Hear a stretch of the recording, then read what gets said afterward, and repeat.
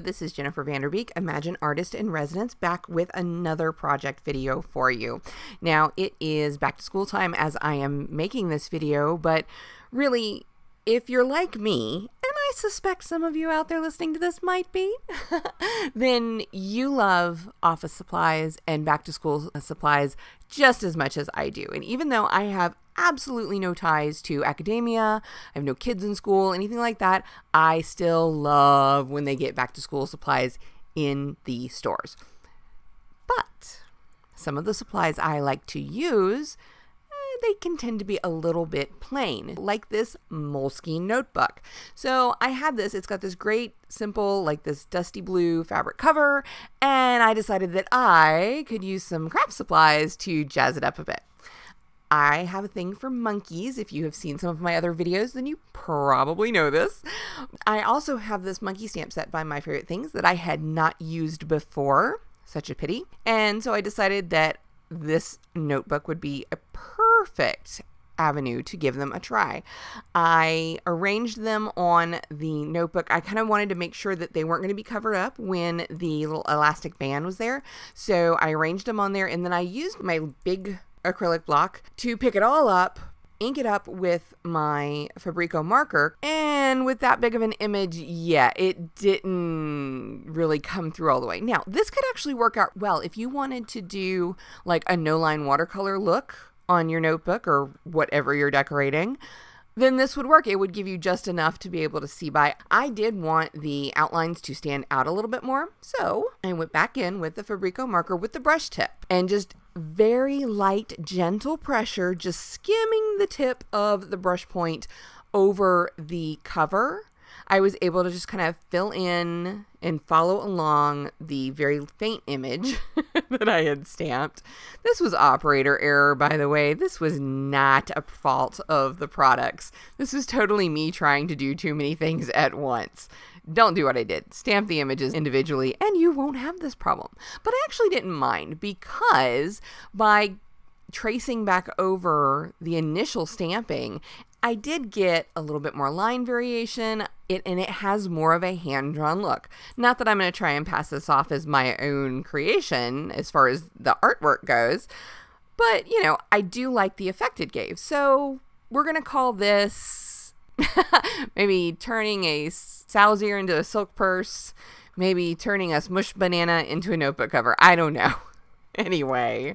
And these monkeys really are cute. They have these great stripy sweaters on, and there's bananas, and they're just adorable. Who can resist a cute little monkey, huh? I know I can't. Now, one set of bananas completely didn't stamp, so I did go back and fix that. Now, I am going to take some all-purpose ink in white and one of the chisel tip brush sticks, and I am going to pounce in using that hard edge to go along the stripes in the monkey's shirts and the little point in the end to kind of get into the small spaces for the stripes, as well as for one of the open bananas. And I kind of using this, it was almost like you see with like the tattoo artists when they're working with the colored tattoo inks.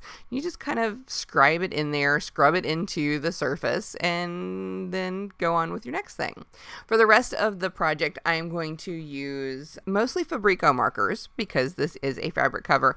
I did end up needing one color that I didn't have in the Fabrico markers, so I used a Memento to fill in some of the lighter face portions, and totally couldn't tell the difference between the two.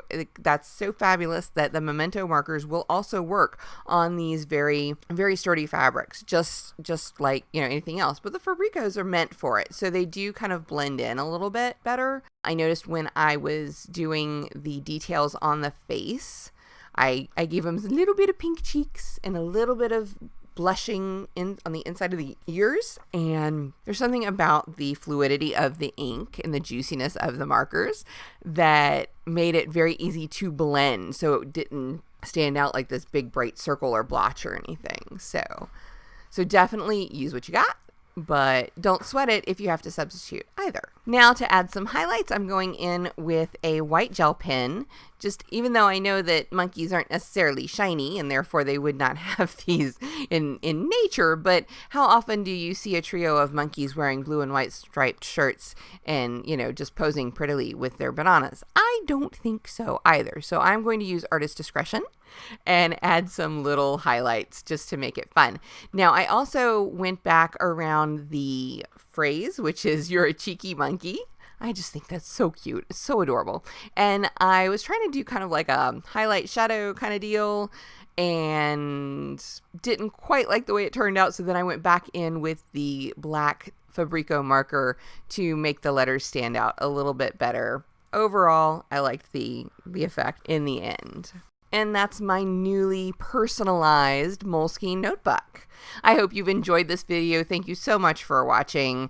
Take a look at your school supplies or office supplies and see how you can jazz them up a little bit, personalize them, make them even more fun to use.